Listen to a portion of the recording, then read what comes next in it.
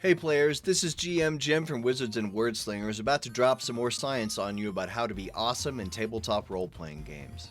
Today I want to rap with you backwards chair style about how to make a great D&D or Pathfinder character, and how to do it without being an edgelord.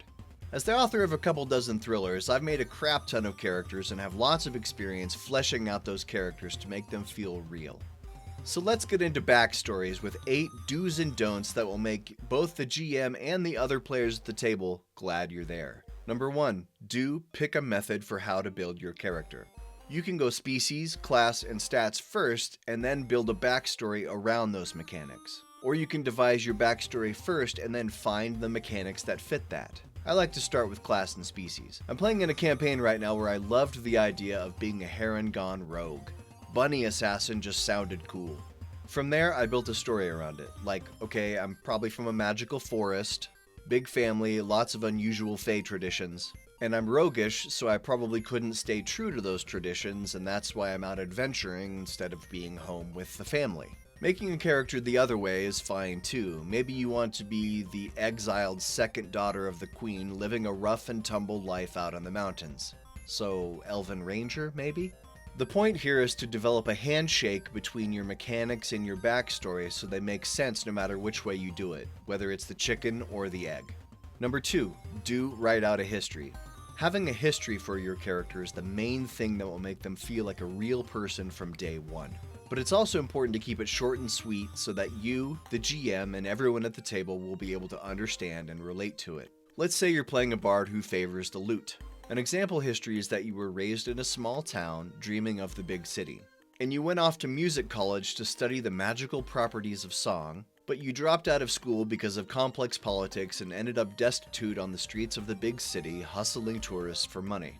In Campaign 2 of Critical Role, Taliesin Jaffe's Mollymock Tea Leaf woke up with no memories, but he still had some basic history between then and the now of when he joined the campaign. He wasn't a total blank slate. Number 3, don't be too specific.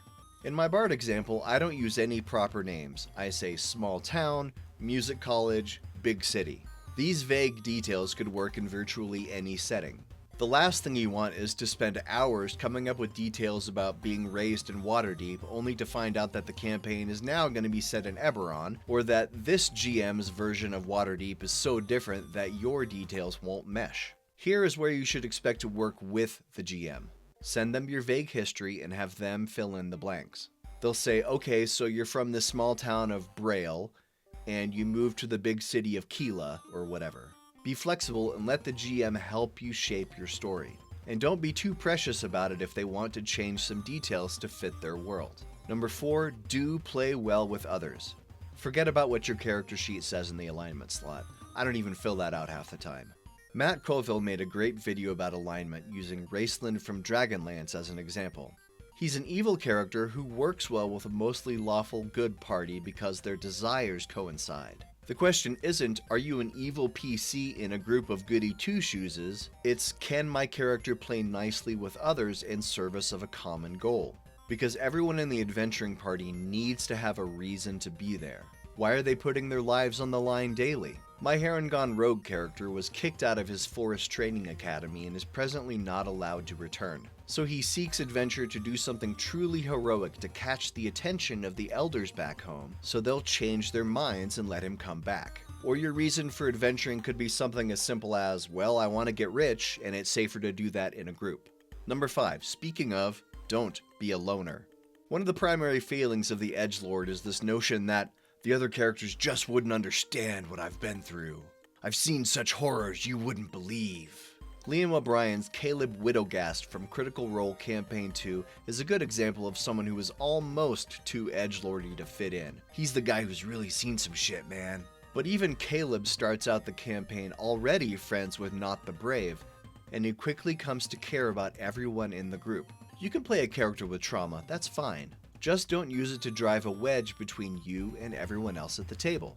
I played a monk named Murphy who had a pretty traumatic backstory. His monastery burned down, claiming the life of his best friend.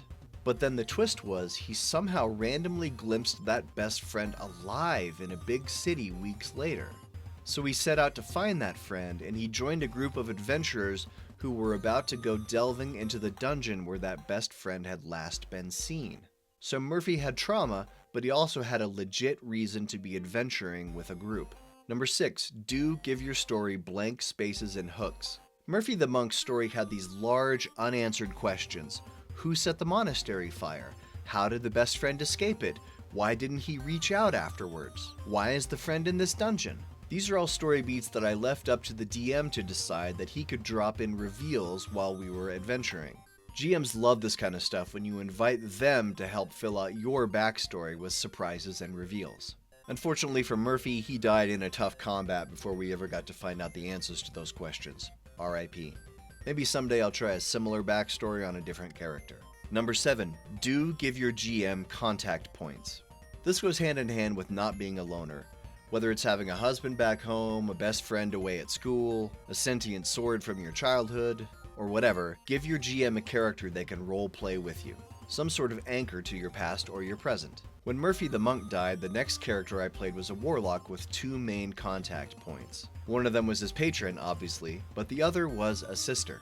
The warlock's entire reason for adventuring was to make enough cash that he could get his sister out of the big city and away to somewhere where they could both be safe. And now the GM has a contact point so that he and I can establish the warlock's desires and goals through roleplay rather than simply me saying them at the table. And this turned into a story hook for the GM because he obviously had a baddie kidnap the sister at one point, which created a high motivation side quest for the party. Number 8, do have secrets. If you've seen my video on making great NPCs, you'll know how I talked about how fully fleshed out NPCs not only have goals and desires, but also something about themselves they don't readily share. Having a secret helps color your character's motivations and choices. With my Heron gone rogue, everyone at the table knows he was kicked out of his training academy back in the forest, but what they don't know is why he was kicked out. My secret canon is that he slept with the instructor's wife, got caught, and was banished. Now, this might never come up at the table, but the way it comes out is that my character feels a lot of guilt and shame over his actions, and that manifests in being a hothead. He fires off at the mouth quite a bit. I imagine at some point, if the other PCs confront him about his anger issues, he might come clean about his backstory and that'll be a catalyst for change. Or it might work itself out some other way. I don't know yet, and that's part of the fun. We play to find out what happens, right? So there you go, 8 do's and don'ts of making great backstory. GM, if you're about to start a new campaign, send this video to your players and you can thank me later. And thank you for tuning in, and now go out there and have fun playing awesome characters.